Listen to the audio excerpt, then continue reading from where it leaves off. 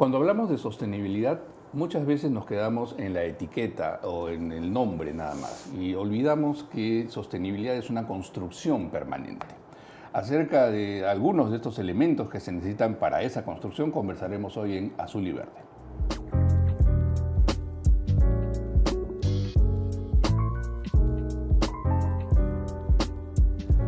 Estamos con Javier Perla, gerente de servicios de sostenibilidad de SGS Perú. ¿Cómo estás, Javier? ¿Qué tal? Muy bien, muchas gracias por la invitación. No, gracias a ti por venir. Antes de empezar a conversar sobre el tema en el que eres todo un experto, tú trabajas en SGS Perú. Cuéntanos qué hace SGS Perú. Tremenda pregunta. A mi familia le digo, yo trabajo en SGS, ¿qué hace? Y les explico una simple anécdota. Ajá. Hace muchos años habían unas personas que querían vender granos y unas personas que querían comprar granos. Y no se podían poner de acuerdo por la cantidad y la calidad. Uno quería que haya más y de mejor calidad y uno menos. Entonces dijeron, o rompemos el negocio o traemos un third party check, una tercera parte independiente, un árbitro que nos diga más o menos cuánto hay, ¿no? Entonces el negocio SGS es básicamente la confianza, es como el árbitro del partido de fútbol. Exacto. Y es un rol fundamental en estos temas de sostenibilidad, ¿no? Porque uno de los elementos clave es la confianza de las comunidades, de las empresas también, y esa confianza muchas veces necesitas a alguien que te la certifique, y en este caso es SGS. Y entonces, en tema de sostenibilidad, esta certificación que otorgan ustedes es importante, y ustedes trabajan ya con una cantidad de empresas, porque SGS es una empresa centenaria, ¿no? Sí, yo nací en el año 79 y SGS ya tenía 101 años. Imagínate, somos 93.000 personas en todo el mundo. Tenemos un espectro enorme de certificaciones, desde calidad, gestión ambiental, lavado de activos, seguridad de la información. Y mientras nosotros hablamos, se van generando nuevos estándares. Es alucinante. Eso es cierto. Yo recuerdo cuando antes existía la norma ISO, digamos, ¿no? Ahora hay muchas más, ¿no? Porque efectivamente se van generando nuevas. Pero,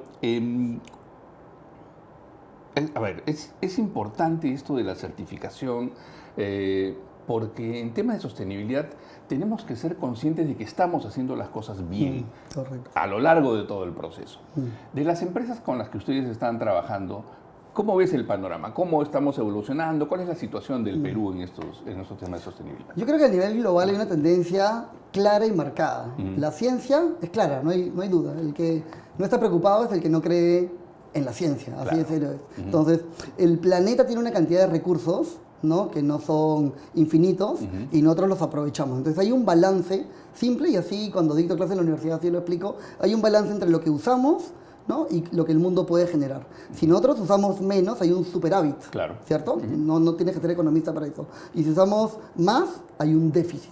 Entonces, podemos aguantar el déficit por un tiempo, pero eso nos puede llevar a un momento crítico, y eso es lo que está ocurriendo. Entonces, hay un sinnúmero de empresas que dicen, yo soy un ciudadano corporativo responsable, yo estoy haciendo las cosas ambientalmente de forma adecuada. Está bien, pero ¿qué usas? ¿Ante qué? Yo soy carbono neutral, pero ¿según quién? Entonces, la ISO, la Organización Internacional de Estandarización, que es como la FIFA. La FIFA es la Federación de Fútbol, la ISO es la Federación de Normas. Entonces, esos patas se crean, se rompen la cabeza, se queman las pestañas para crear estándares y para decir, si tú tienes gestión ambiental, puedes decir que cumples la 14001, que es un sistema de gestión ambiental. ¿En qué se basa? Es, básicamente, yo me doy cuenta que genero impactos, los identifico, los gestiono y los reduzco, ¿no? Eso es, ¿no? Y hay un sinnúmero de normas. Hay una que tiene que ver mucho con cambio climático, que es un problema, pues, evidente, ¿no? Y ahora viendo los incendios, etcétera, que es una norma para medir la huella de carbono, que es un estándar, es la 14.064 parte 1. Esa es la norma que si eres JP Morgan, Bank of America, Interbank, BCP o Perú 21, lo que sea, puedes usar ese estándar y medir tu huella de carbono. ¿Qué es la huella de carbono? Es un inventario. ¿De qué? De gases de efecto invernadero. ¿Por qué medimos los gases de efecto invernadero? Porque la cantidad de gases es la que están generando este desequilibrio climático. Claro. Ahora, también salen las voces contrarias que dicen que no, que eso del cambio climático no es cierto. Hay una batalla también que dar en esos terrenos, ¿no? Pero una cosa que a mí personalmente me preocupa es cuando vemos por ejemplo, la labor que hacen ustedes como SGS, las empresas que se preocupan por su huella de carbono, por su actividad ambiental y de alguna manera compensar, controlar. Pero en un país como el nuestro, donde hay muchísima micro y pequeña empresa, ¿qué se puede hacer con ellos? Ellos de alguna manera manifiestan interés, los buscan a ustedes. ¿Qué nos puedes contar al respecto? O sea, lo primero que hacen las empresas, en general para cambio climático, es como lo primero que haces cuando vas al gimnasio. Ya. Te pesas, Okay. ¿cierto? Entonces, una empresa puede pesarse o medir su huella de carbono y con eso puede ver el pie o puede ver cómo están estructuradas sus emisiones. Okay. Cuánto hay en emisiones de combustible de transporte, cuánto hay en energía, cuánto hay en gases refrigerantes, ¿no? Y con esa fotografía, si tú fueras, por ejemplo, un supermercado que tiene 20 agencias y puedes ver que en una agencia tienes, no sé, en promedio 5% de las emisiones de gases de efecto invernadero son de refrigerantes y en una 15, hay algo que está mal, claro, ¿cierto? Entonces, claro. creo que una de las cosas importantes para los empresarios es traducir la palabra sostenibilidad en continuidad del negocio. Claro. Sostenibilidad desde yo soy ingeniero forestal, ¿no? Desde las ciencias es cómo nos aseguramos hacer algo ahora para que de alguna forma podamos preservar la especie en el futuro. Exacto. ¿No? Ojo, sí. sabemos que estamos de pasado. Ajá. Así como la muerte es parte de la vida, la supervivencia es parte de la extinción de las especies. De Claro. todas maneras nos vamos a extinguir. Así es. Nuestra lucha es cómo alargamos el chicle, ¿no? Entonces las empresas tienen que traducir esa sostenibilidad en continuidad del negocio y darse cuenta que impactar menos es menos negocio. La huella de carbono está directamente relacionada con consumo de kilovatios, consumo de agua, consumo de papel, consumo de combustible. Si tú consumes menos huella de carbono y ahorras. Ajá. Y puedes ahorrar mucho dinero, pero no necesariamente en el imaginario de las empresas está así. Algunas se van dando cuenta y un poco después de 20 años de trabajar en gestión climática en Perú me doy cuenta que algunas empresas me dicen, ya entendí, esto no es cambio climático, es un programa de ahorro de costos encubierto. Claro. Bueno, le digo, también vas a ahorrar. Ajá, de hecho, es claro, un co-beneficio. Te ha demorado 20 años, pero ya lo entendí. Sí. Ahora, me parece genial tener primero el diagnóstico, ¿no? La idea del gimnasio me parece muy buena. ¿Qué otras cosas deben considerar las empresas que quieren tener una estrategia de sostenibilidad efectiva? Perfecto, para continuar con la metáfora, vas al gimnasio, te pesas Ajá. y luego dices, ¿qué hago? Claro, lo que tienes que hacer va a costar, va a implicar tiempo, entonces lo que tienes que hacer es un plan de reducción de emisiones. Hay un montón de cosas por hacer. No se puede hacer todo, ni menos todo a la vez. Claro. Entonces tienes que priorizar. Hay medidas que son como los mangos maduros. Ya están ahí para, no, si tú, por ejemplo, en el canal, ustedes se van a almorzar y están todas las computadoras prendidas, una simple práctica es apaguen las computadoras, exacto, ¿no? Y hay ahorros, ¿no? Entonces tienes que evaluar qué se puede hacer, cuánto puede reducir y cuánto cuesta. Y en base a eso, en base a tu apetito también, Claro. puedes decir, se acabó, este canal va a funcionar con energía solar. Ajá. ¿No? Oye, pero eso se va a pagar de repente en 10 años. Bueno, invierto. Claro. O en 7, o en 20. Entonces, lo que tiene que hacer la empresa luego del diagnóstico de la huella de carbono es diseñar su plan. ¿Qué es un plan? Un plan tiene que tener objetivos, tiene que tener metas, actividades responsables, tiene que tener medios de verificación, KPIs, y eventualmente puedes verificar tu plan. Puedes traer a un third party check, una tercera parte independiente. Oye, SGS, Javier, nos comprometimos a reducir 20% de huella de carbono. ¿Cuánto hemos reducido? Entonces, igualito que cuando vas al gimnasio y te pesas, luego tienes que tener tu personal training, Claro. tienes que tener tu disciplina y tu nueva rutina. Claro. ¿No? Y eso no es tan sencillo para las empresas, porque tienen que invertir en reducir emisiones. En algunas, por ejemplo, las muy industriales, las que consumen mucho combustible, los números son fáciles. Cambias tu caldero de residual a un caldero de gas y hay un montón de billetes. Claro. 200, 300 mil dólares. Entonces, la medida se paga solo. Claro. Pero hay que evaluar cómo está el perfil de la empresa para ver qué hacer para reducir. Ahora, una cosa importante que mencionas ahora, que lo escribiste en un artículo hace un tiempo, y es el tema del dinero. O sea, para tener una estrategia de sostenibilidad eficiente se necesita dinero. Y eso hay que planificarlo desde que estás haciendo toda la planificación del año. Digamos, tiene que estar en el presupuesto ese dinero. ¿Cómo enfrentan las empresas en el Perú ese tema? ¿Lo están viendo ya cómo debe ser? Duro, duro. Hace años vino Paul Polman a Perú. Paul Polman, el ex CEO de Unilever, que es así súper sostenible, y él dijo, si tú estás metiendo sostenibilidad en tu budget, en tu presupuesto, y los números no te dan, estás haciendo mal tu presupuesto. ¿No? Entonces hay una externalidad ahí que no ves, ¿no? O sea, lo que nos estamos jugando ahorita es la vida. Claro. ¿Qué puede ser más valioso que la vida? ¿No? Yo veo gente que se enferma, gasta miles de dólares en curarse. Entonces, estamos hablando de la vida, no del planeta, porque el planeta es viejo, no se va a terminar el planeta, ni siquiera de la humanidad. Hay un montón de seres humanos, 8.000 millones, muchas mujeres en edad fértil. No se van a acabar los humanos. De lo que estamos hablando es la vida de la civilización, la forma como nos organizamos. O sea, Naciones Unidas habla de los desplazados climáticos. Más gente que todos los sirios y venezolanos juntos, caminando, buscando agua y comida. ¿Te imaginas? No va a haber ejército que pueda detener eso. Los ministerios de Economía y Finanzas en el mundo levantan plata de la recaudación.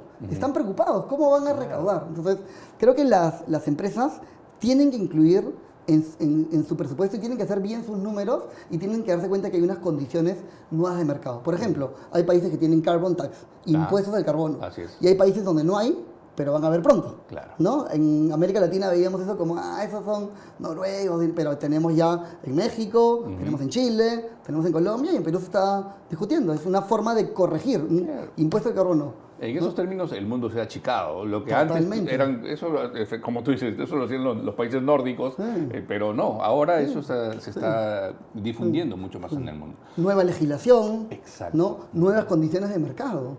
La gente que compra hoy día no compra como tú o como yo, compra con nuevas condiciones. Claro. Y está dispuesto, ¿no? Yo siempre le digo a mis alumnos, cuando uno piensa en votar, pensamos en las elecciones, ¿cierto? Sí. Pero en verdad nosotros votamos cuando vamos al supermercado.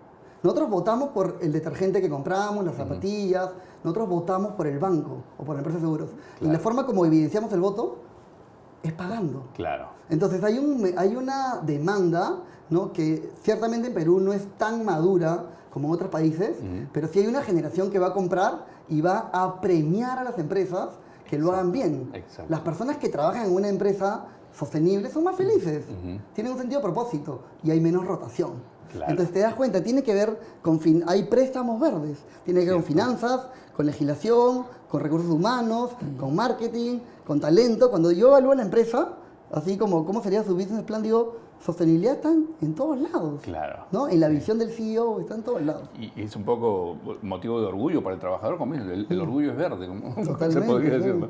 Ahora, y me haces pensar también esta gente que tú ves en los supermercados, en los mercados, que leen las etiquetas, ¿no? Cosa que hace 15, 20 años no era tan común. Quieren ver qué tipo de ingredientes tiene ese ingrediente que están comprando, ese producto. Deberían hacer lo mismo cuando voten también. Todos para las elecciones. Sí. Ahora,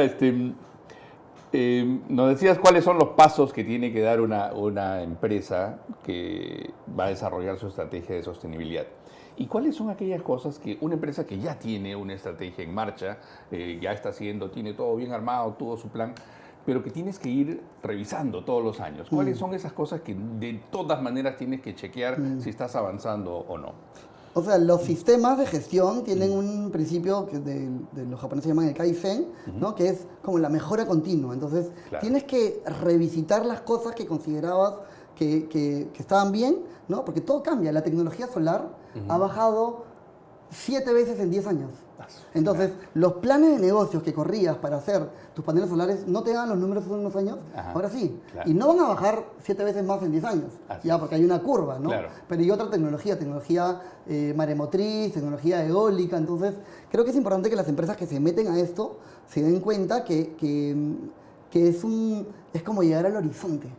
Vas caminando y te van moviendo las condiciones, porque cambian las condiciones otra vez legales, financieras, de mercado, ¿no? Todo va cambiando. Entonces, una de las cosas más simpáticas de mi trabajo y desde SGS Perú, además apoyamos a la operación en Ecuador, estuve la semana pasada en Ecuador, hace 2 semanas en Guatemala, etcétera, ¿no? Yo veo cómo América Latina está como despertando y en América Latina tenemos una naturaleza increíble. Es como que hace años hubieran llegado y hubieran encontrado el oro en los incas, o el caucho, o el petróleo. O sea, la naturaleza que tenemos acá nos puede posicionar con una competitividad enorme. Nadie va a poder replicar el Amazonas en ningún lugar. Así es. No le van los números. Entonces creo que es una invitación para América Latina, uno, para sentirnos orgullosos de lo que tenemos, pero claro, si no lo gestionamos bien, estamos fritos. Van a nacer unas empresas, o sea, las empresas más grandes del mundo hoy día, hace 20, 30 años, no existían. No existían, Entonces las empresas dentro de 10 o 20 años probablemente ya ni existen. Claro. ¿cuáles van a venir de América Latina? ¿No? Y además si te pones a pensar también en empresas de taxis que no tienen ni un solo automóvil, o empresas de alojamiento Hoteles, que no tienen sí, claro. hoteles, o sea, es una cosa Sí. absolutamente cambiante, Sí. ¿no? Ahora, no solo en el Perú, en América Latina por lo general hablamos mucho de esta riqueza natural que tenemos como región, pero no necesariamente la hemos incorporado en nuestro día a día, ¿no? Ah, sí, somos muy ricos, pero a la hora de depredar, depredamos sin ningún problema, ¿no? Hay un tema ahí pendiente también por trabajar en educación. Hay un tema pendiente y yo creo que la forma como nos vamos a aproximar a cerrar esa brecha es con un esquema colaborativo, que es retador, ¿no? Ok. Ahora que estuve en Ecuador, me junté con consultores, me junté con otras empresas que hacen consultorías, por ejemplo, de huella de carbono, me junté con el gobierno, ¿no? Y me da la sensación de que cada uno tiene una opinión y una forma de ver las cosas, está bien, pero creo que pasa lo mismo en Perú. Tenemos más cosas en común de las que pensamos. Exactamente. Entonces, yo creo que la lista de cosas tiene que empezar por en qué estamos de acuerdo y luego en qué estamos de acuerdo y en desacuerdo y cómo lo solucionamos. Exacto. Y estamos poniendo como la carreta delante de los caballos. Entonces, creo que hay un reto de facilitar procesos y, de hecho, programas como el tuyo justamente ayudan a que se cierre esa brecha. Tenemos que sentarnos a conversar y conectar con, primero, en qué estamos de acuerdo, cuál es el norte y ya luego cómo lo resolvemos. Mira, es muy interesante lo que comentas. Estoy releyendo este libro que fue muy difundido hace unos años, Sapiens, de Yuval Noah Harari, que tiene una versión en cómic. Sí, Y buenísimo. Es buenísima, la estoy revisando ahora. Y habla de lo mismo, o sea, el Homo sapiens ha logrado lo que ha logrado por la colaboración, Sí. porque pudimos encontrar una herramienta que nos permitía funcionar como comunidad, ¿no? Totalmente. Y también dice Harari, ya en entrevistas posteriores lo he escuchado decir, que el futuro vamos a tener que colaborar, o sea, si queremos salir de la serie de problemas que tenemos como humanidad, vamos a tener que juntarnos y hacer las cosas en común, ¿no? Totalmente, sí. No, Harari propone que, o sea, si te comparas con un león o con un mono, no somos más fuertes y la inteligencia no es la que ha generado esto. Así es. O sea, estamos donde estamos después de 200.000 años de Sapiens por la capacidad para colaborar. Eso es lo simpático del cambio climático. El cambio climático va a afectar a todo el mundo. Nadie se salva. Los ricos, los pobres, los viejos, los niños. Claro, hay unos que son más vulnerables. Pero esto, para mí, yo lo pongo, hago una metáfora también como, esta es como la invasión de los extraterrestres. Yeah. Como nos va a golpear a todos, es una perfecta oportunidad para juntarnos y decir cómo lo resolvemos juntos.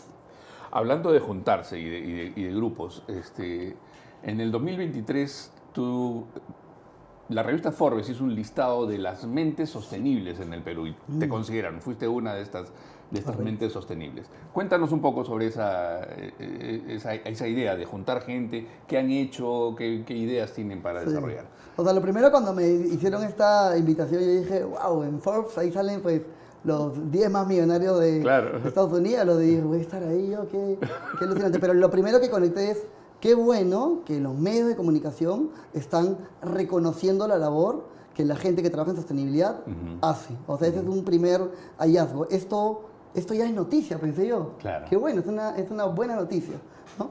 ¿Qué es lo que hicimos? Una vez que nos hicieron el reconocimiento, dijimos ya, bueno, mentes sostenibles, pero también manos sostenibles. Y hicimos un trabajo porque habían diferentes empresas con diferentes intereses y motivaciones, ¿no? Y abrimos un espacio para que las mentes sostenibles nos juntemos y propongamos las 10 cosas que una empresa tiene que hacer si quiere ser sostenible, ¿no? Depende de su nivel de madurez, que tiene que ver con tener una clara visión, con fortalecer capacidades, con meter sostenibilidad en el core del negocio. Entonces, hicimos un documento, ¿no? Que era una forma de propuesta, que además lo transformamos en un pequeño video de 2 minutos y medio de si tú eres una empresa y la verdad esto es abrumador, porque es abrumador, acá tienes 10 tips que puedes seguir. Ya, perfecto. Vamos a tener que conversar alguna vez sobre esos 10 tips. Yo creo que te vamos a ver bien seguido por este programa. Pero me decías hace un rato que tú eres ingeniero forestal. ¿Siempre quisiste ser ingeniero forestal? ¿Desde chico? Cuando yo era chiquito me fascinaban los insectos, ¿sí? ¿no? Y veía los insectos así como los Transformers y decía, como la vida es un milagro. Yo decía, nuestro rol es cuidar la vida. No creo que haya nada más importante. No puede haber un carro